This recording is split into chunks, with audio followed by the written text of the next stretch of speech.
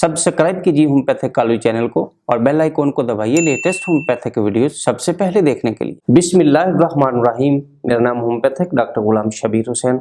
आज मैं आपके लिए जो वीडियो लेके आ रहा हूँ उसमें होम्योपैथिक में एक से ज्यादा यानी 2 मेडिसिन या 2 से ज्यादा मेडिसिन का यकजा इस्तेमाल कैसे किया जा सकता है, इसके बारे में मैं आपको आगाही दे रहा हूँ। इससे पहले कि मैं आपको 2 मेडिसिन या 2 से ज्यादा मेडिसिन के इस्तेमाल के बारे में आपको बताऊं और इसके असूल के बारे में आपको बताऊं, तो आप मेरे इस चैनल को सब्सक्राइब कर लीजिए और अगर ये मेरी वीडियो आपको अच्छी लगे तो जरूर अपने दोस्तों से शेयर कीजिएगा और कमेंट्स दीजिएगा। चले मैं आपको बताता हूं कि होम्योपैथिक में 2 से ज्यादा इस्तेमाल मेडिसिन को किन असूलों की बिना पे किया जा सकता है। नंबर 1, अगर आपकी मेडिसिन एक दूसरे से मुआफ़क़त रखती है यानी एक दूसरे की कॉम्प्लीमेंट दवाई है, तो आप अपनी मेडिसिन को एक दूसरे के साथ इस्तेमाल करवा सकते हैं। नंबर 2 पे,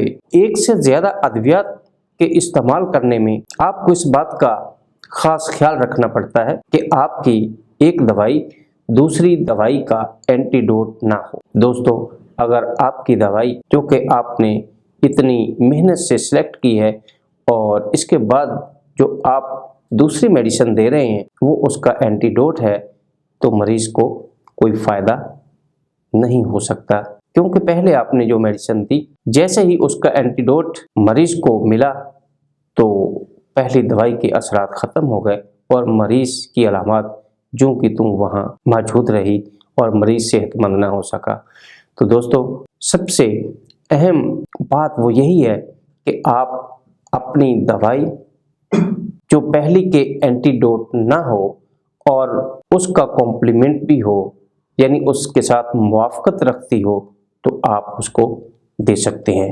नंबर 3 पे जो असूल इसमें कार फरमा है वो है मुखालफ मेडिसिन का, कि आपने जो पहले मेडिसिन दी है उसके बाद उसकी मुखालफ मेडिसिन यानी एनीमिकल मेडिसिन ना हो। दोस्तों, इसकी मिसाल अगर मैं दूं आपको तो आप इससे इंशाल्लाह बहुत ज़्यादा फ़ायदा ले सकते हैं।